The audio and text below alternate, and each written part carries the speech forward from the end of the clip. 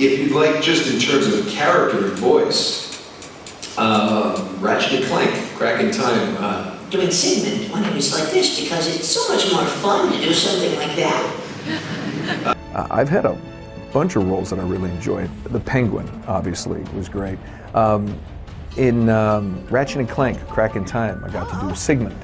The little robot who had this kind of voice, and he was, you know, so sure, and that was great. Room, and there's a lot of crying and sweating, but we got through it, and that's when I did that. But my favorite character that I pulled out is it's an odd one. People don't really know it. I think a lot of people don't know it was me, but in Ratchet and Clank, Crack in Time, I did Sigmund, and I got to do this voice very much for the whole time, and it was just such a departure from what I usually do, sir, and that's what I really enjoyed the most. There's Sigmund that was in Ratchet and Clank. There's a number of different ones. I'm certainly forgetting a few. Who else? I don't know. There's so many voices in my head. It scares me. It scares my children. What role do you get excited to do? You know, I really liked the Insomniac game, Ratchet and Clank, Crack in Time, when I did my little guy, my little bot, who I'm forgetting his name now. Oh, the one who was in charge of the. Yes, sir. Oh, sure. Right. The one he was in charge of. Somebody get on IMDb. What was my name? I'll look it up. Fine. I got the phone over here. But you were in charge of the one who was. You taught Clank how to use the time crystals and all that stuff. Yes. See, I know the character. No, really he's one of my favorites, and I'm just completely having a senior moment. I'm blanking.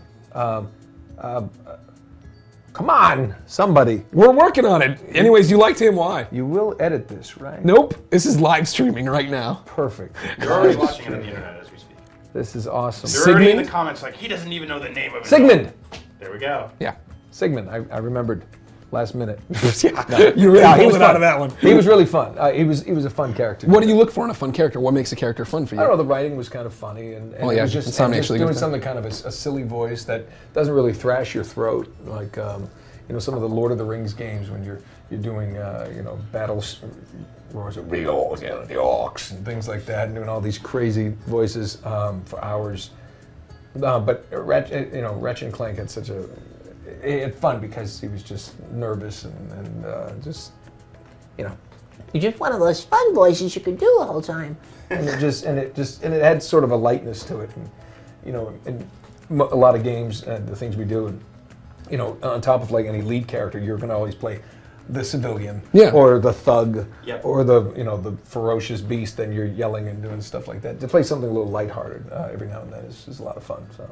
Hey guys, it's Holly here for PlayStation Access. I'm with Nolan North, and I've got a challenge for you today. Uh-oh. What are we doing? I have a list here of characters you've played.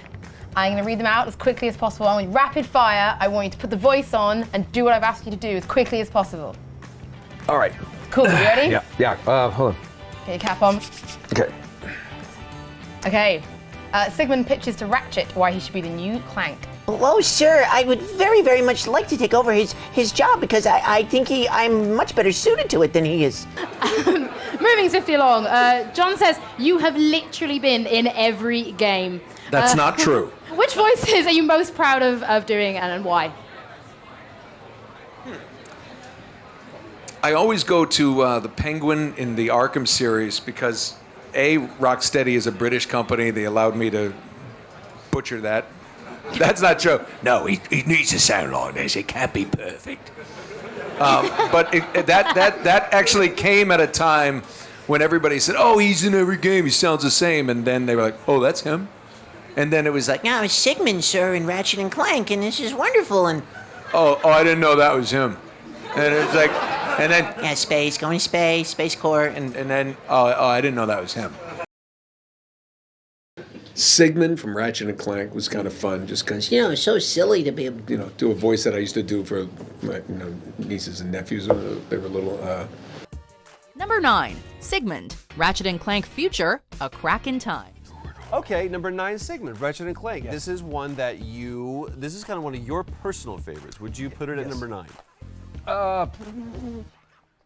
Sure, no. I mean, it's a top 10, but it It was. was count. It's like 9 is from the All I'm bottom. saying is it was an interesting one because It was very cartoony, oh sir. Sigmund.